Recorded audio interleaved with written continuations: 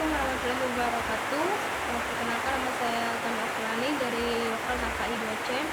Saya dari kelompok 2. Di sini saya akan menjelaskan part 1 sampai dengan part 3. Pada part 1 itu yaitu tentang definisi tari tasyrik menurut beberapa tokoh dan objek tari tasyrik.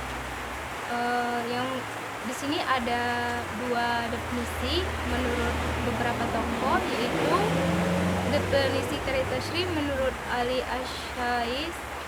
Asais, yaitu ilmu yang membahas keadaan hukum pada zaman Rasul dan sesudahnya dengan uraian dan priorisasi pada hukum itu berkembang. Yang kedua itu definisi menurut Abdul Wahab Khalaf. Tari tasyrik adalah pembentukan dan penetapan perundang-undangan yang mengatur hukum, perbuatan orang-orang mukallaf dan hal-hal yang terjadi di kalangan mereka. Menurut batasan ini, tasyrik merupakan produk ijtihad manusia dalam membentuk undang-undang atau fikih. Selanjutnya, penjelasan yang B itu menjelaskan tentang hukum samawi dan hukum konvensional. Hukum samawi itu merupakan hukum agama yang dianut, maka jika dikerjakan itu berupa ketaatan dan diberi pahala, karena hukum samawi ini juga memperhitungkan amalan perbuatan itu baik lahir maupun batin yang akan datang, yang merupakan misalah dari yang lain, dan juga merupakan ciptaan Allah. Ia meliputi semua perbuatan hamba-hambanya, baik yang nampak maupun tidak nampak, dan selalu abadi dan memenuhi apa yang mereka maksud dari segi kemaslahatan yang Allah ajarkan.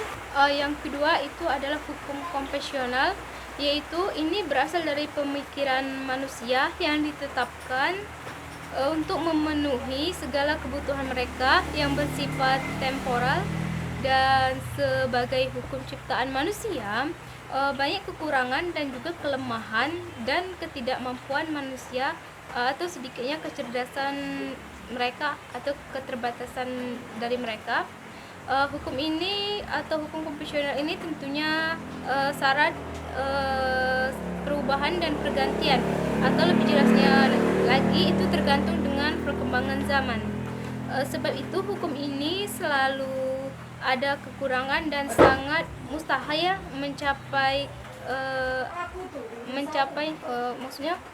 mustahil mencapai kesempurnaan selama pembuatannya tidak memungkinkan disipati dengan kesempurnaan manusia.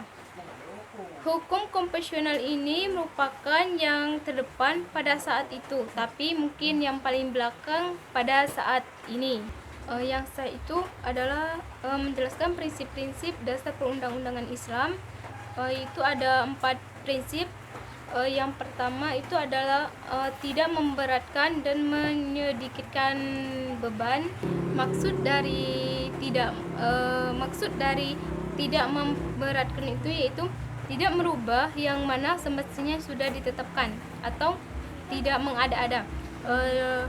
Sedangkan yang menyedikitkan beban itu maksudnya adalah itu tidak mengada-adakan atau tidak memandang itu siapa, misalkan tidak memandang itu mau itu kerabat atau mau itu orang besar atau sekalipun pejabat tinggi. Berarti di dalam dasar perundang-undangan atau di dalam prinsip perundang-undangan Islam itu tidak memandang siapapun. Berarti kata siapa yang bersalah itu akan dihukum tanpa memandang derajat, keluarga atau yang lain. Yang ketiga itu adalah kemaslahatan umat. Yang keempat itu menegakkan keadilan. Maksudnya di dalam perundang-undangan Islam itu selalu mendahulukan keadilan. Kemudian yang D itu adalah dinamika hukum sebelum Islam. Di sana ada sabda Rasulullah, sesungguhnya kedua orang tuamu dan orang tuaku ada di neraka.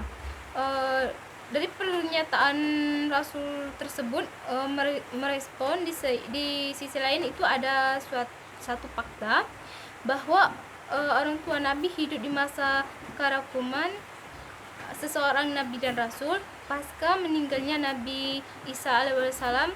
Belum di sana belum ada lagi Nabi yang diutus untuk berdakwah dan membimbing segenap umat.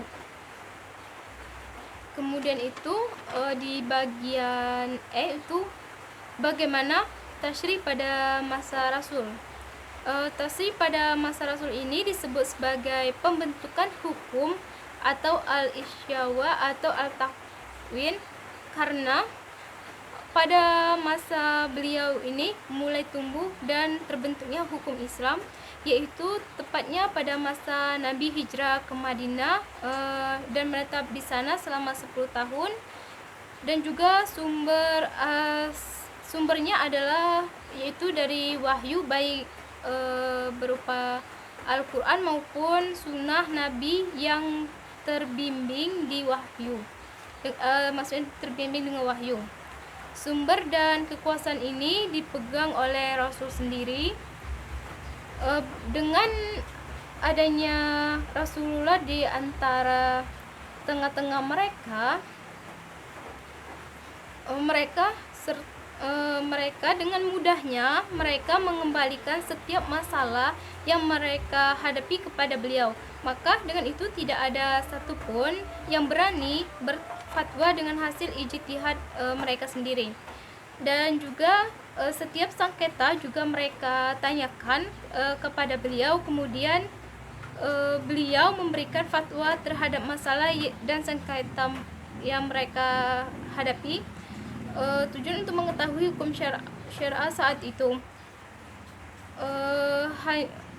yang mengetahui hukum syariah saat itu hanya Rasul sendiri, sebab Allah telah memilihnya untuk menyampaikan risalah kepada seluruh umat manusia, itu lewat Nabi, lewat Rasul. Kemudian itu di part 3, maksudnya part 2, itu bagaimana penetapan sumber hukum pada zaman Nabi. Yang pertama itu Al-Quran. Kata Al-Quran menjadi nama khusus untuk kitab yang diturunkan kepada Nabi Muhammad, sebagaimana kitab Taurat adalah kitab yang diturunkan kepada Nabi Musa, dan kitab Injil merupakan kitab yang diturunkan lewat Nabi Isa.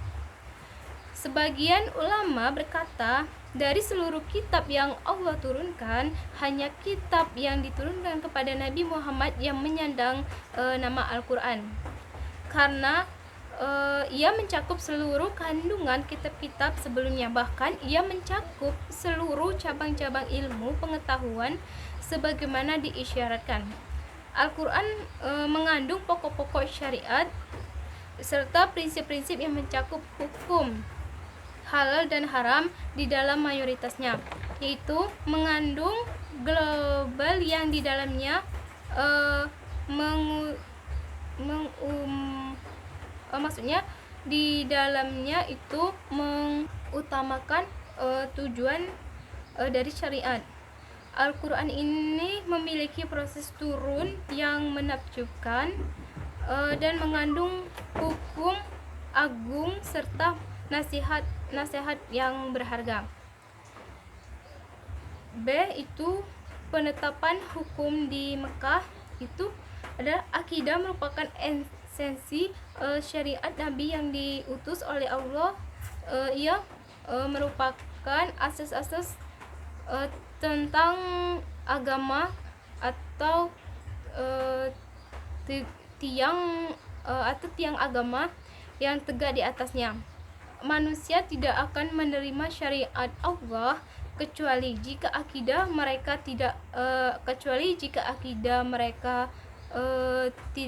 tidak lurus dan mereka beriman kepada Allah serta mengakui keesaannya. Berarti mereka tidak akan mendapatkan syariat dari Allah sebelum akidah yang mereka miliki itu lurus, dan juga mereka mengakui atas keesaan Allah Subhanahu wa taala. Kemudian penetapan hukum di Mekah berjalan kurang lebih selama 13 tahun. Ini penetapan ini lebih terfokus pada pembentukan akidah dan juga memperkuat akal-akal serta menjaga kemurniannya. Islam menjadikan dua kalimat syahadat atau syahadat Allah dan syahadat Nabi yang berbunyi atau yang berlafaz asyhadu an la ilaha illallah wa asyhadu anna muhammadar rasulullah. Ini merupakan sebagai pintu seseorang untuk memasuki atau masuk ke dalam Islam, dan selanjutnya akan diberlakukan hukum Islam untuk menjalankan akidah adalah berpikir secara logis atau mengajak manusia untuk memikirkan alam semesta. Realiti ini menuntut pembenaran hati, keesaan Sang Pencipta dan juga Sang mengetahui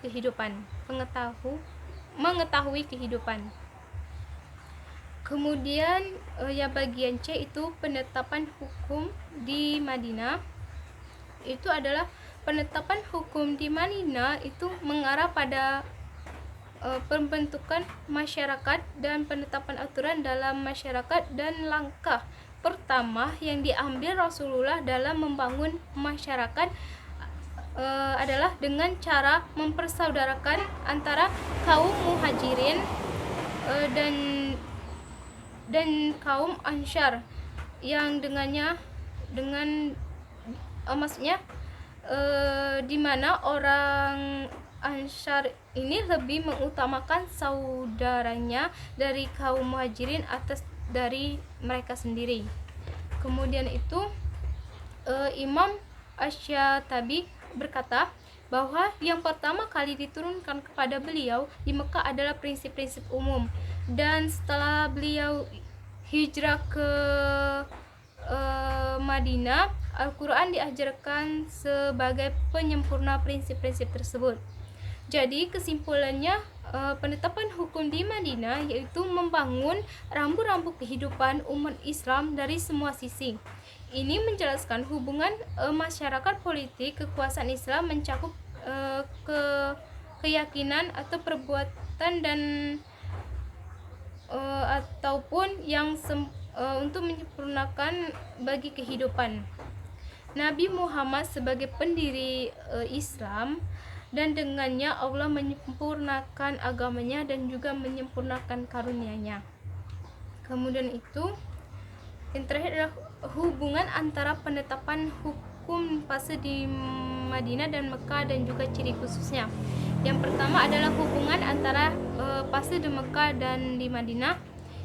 Itu adalah siapa saja tidak akan bisa memisahkan antara tasyri Mekah dan tasyri Madinah, karena tasyri Madinah merupakan lanjutan dari tasyri di Mekah, di mana syariat yang diturunkan di Madinah berdiri di atas prinsip-prinsip tauhid dan asas-asas agama yang ditetapkan di Mekah. Imam Asy-Syatibi berkata, surah yang diturunkan di Madinah semestinya sejalur. Bukti atas hal ini adalah kandungan surah yang diturunkan di Madinah atau berjalan secara mayoritas diturunkan sebagai alur surah yang di Makkah. Kemudian ciri khusus Makkiyah yaitu terdapat pada ayat yang diturunkan di Mekah, yang mana ciri-ciri ayat tersebut tidak didapati yang diturunkan di Madinah. Meskipun fase Madinah adalah lanjutan dari fase Mekah, kita dapat mendapatkan ayat-ayat Makkiyah dalam Al-Quran yaitu berciri yaitu memukul keras pendengaran atau huruf-huruf yang atau huruf-huruf yang mengeluarkan bunga api atau ancaman, dan lisan-lisan siksaan, seperti qalla, artinya sama sekali tidak. Kemudian ciri khusus Madaniyah yaitu menjelaskan perincian ibadah. Berarti ayat tersebut adalah ciri khusus ayat yang menjelaskan tentang ibadah-ibadah kepada Allah atau perintah-perintah agar menjalankan ibadah kepada Allah. Yang kedua itu menyampaikan pesan atau kepada ahli kitab baik Yahudi maupun Nasrani, dan mengajak mereka untuk menjalankan atau menjelaskan untuk masuk Islam. Dalam arti kata mengajak mereka tadi untuk memasuki Islam atau memeluk agama Islam. Yang ketiga itu membongkar seluk-beluk orang yang munafik, yang berarti membongkar seluk-beluk orang yang munafik. Yang keempat itu memiliki wakaf yang panjang, di mana ayat-ayat tersebut dengan syarat dengan hukum syar'i dan menjelaskan tujuan dan menjelaskan target yang ingin dicapai oleh syariat. Kemudian pada part 3 yaitu menjelaskan tentang gaya bahasa Al-Quran dalam memerintah dan memberi pilihan serta metode dalam menjelaskan hukum. Yang pertama yaitu metode Al-Quran dalam meminta mengerjakan sesuatu atau kalimat yang jelas atau kalimat yang memperjelas pernyataan di atas, yaitu sebagaimana firman Allah, yaitu diwajibkan atas kamu apabila seseorang di antara kamu kedatangan atau tanda-tanda maut, jika ia meninggalkan harta yang banyak, maka berwasiatlah untuk ibu, bapakmu dan karib kerabatnya serta ma'ruf. Ini dijelaskan dalam Al-Baqarah ayat 180. Kemudian dari penjelasannya adalah apabila seseorang itu jika sudah mengetahui atau mulai merasakan tanda-tanda maut, maka diperintahkan untuk membuat suatu wasiat dari atau membuat surat wasiat dari harta benda yang ia tinggalkan. Setelah itu yang kedua itu metode Al-Quran dalam meminta untuk meninggalkan perbuatan tertentu, seperti untuk kalimat larangan yang jelas seperti firman Allah di bawah ini, dan dia melarang kamu untuk berbuat keji, kemungkaran dan permusuhan. Dalam Al-Quran An-Nahl ayat 90, di sana kan sudah jelas bahwa Allah Subhanahu wa taala itu tidak menyenangi orang-orang yang berbuat keji, orang-orang yang berbuat mungkar, apalagi orang-orang yang bermusuhan terutama antara sesama muslim. Contoh yang kedua itu seperti firman Allah, sesungguhnya Allah hanya melarang kamu menjadikan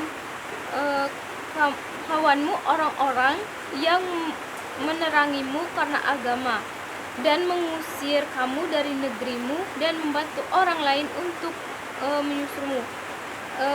Ini diterangkan dalam Al-Quran Muntaharah ayat 9. Kemudian itu adalah penjelasan yang ketiga adalah bagian ketiga, yaitu metode Al-Quran dalam memberikan pilihan antara melakukan perbuatan atau meninggalkannya agar lebih jelas, yaitu lafaz halal yang disandarkan atau dikaitkan pada kata kerja seperti firman Allah di bawah ini. Mereka menyatakan kepadamu apa yang dihalalkan bagi mereka, katakanlah halalkan bagimu yang baik-baik. Di sana diterangkan dalam Al-Maidah ayat 4. Kemudian itu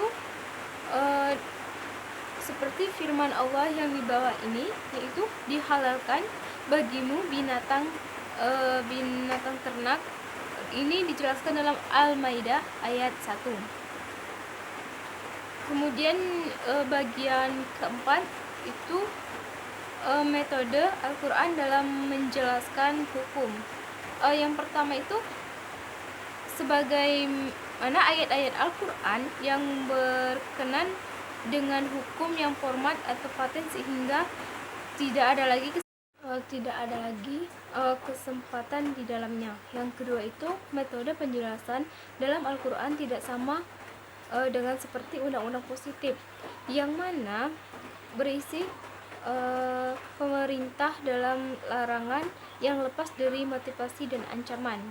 Yang ketiga, dalam memaparkan ayat-ayat Al-Quran tidak sama dengan kitab sebelumnya pada umumnya yang menyebutkan berbagai hukum dalam satu permasalahan di satu tempat dan tidak menghilangkan di tempat lain meskipun hukum tersebut masih digunakan.